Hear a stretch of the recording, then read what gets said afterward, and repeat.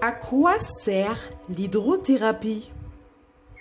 Le but de l'hydrothérapie, c'est de redonner un état de santé optimal au côlon pour une meilleure absorption, un bien-être, sensation de légèreté, liberté de décharger le corps de toutes ces toxines et de tous ces déchets.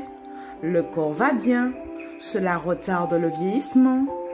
Cela doit être une hygiène de vie, même pour les personnes qui ont l'impression d'être en bonne santé. Comment ça se pratique? La personne est allongée, une canule est introduite dans le rectum. Pendant le soin, l'eau arrive dans le rectum, puis, à l'aide de massages bien spécifiques au niveau du côlon, on fait passer l'eau dans tout le côlon pour faire circuler les matières, débloquer, enlever les nœuds selon un ressenti après la pratique. À travers un écran de contrôle, on voit ressortir les matières. L'hydrothérapie du côlon est très douce. La pression, le débit et la température de l'eau sont gérés pour faciliter l'élimination des matières, la continuité dans la circulation de l'eau dans le côlon avec un débit plus ou moins important et un massage dans le sens inverse de la circulation de l'eau. Quels sont les effets de l'hydrothérapie du côlon sur la santé? Le fait de faire l'irrigation du côlon, on va chasser toutes les matières qui se sont accumulées au fil des années, qui se sont collées et qui ont séché sur la muqueuse et qui l'empêchent de travailler. Il faut savoir que la muqueuse du côlon sécrète en permanence du mucus et c'est ce mucus qui fait que les matières peuvent avancer sans douleur. Plus le côlon est engorgé et moins la muqueuse peut sécréter ce mucus. Résultat, les personnes sont susceptibles de développer des maladies chroniques et des troubles digestifs.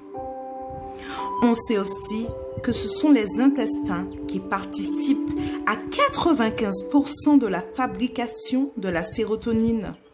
C'est un neurotransmetteur, une substance qui permet de transmettre l'influx nerveux entre les neurones. Elle joue un rôle important dans la régulation de l'humeur, de l'émotivité.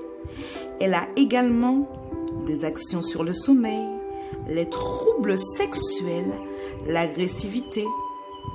Si elle est en baisse, elle peut entraîner des états dépressifs et des anomalies du comportement alimentaire comme la boulimie, etc. Le cerveau et le côlon sont en relation en permanence.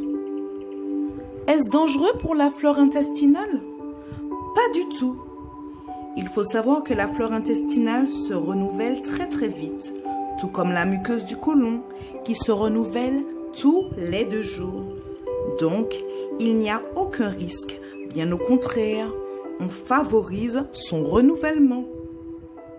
Si l'intestin est trop perméable, on retrouve des candidas albicans qui sont des levures dans tout le corps, encore plus dans les organes limitrophes, vagin, utérus.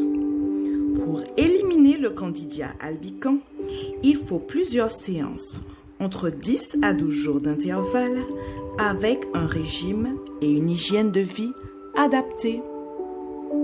Prenez dès maintenant rendez-vous chez Santéa au 05 96 300 626 pour votre hydrothérapie du côlon.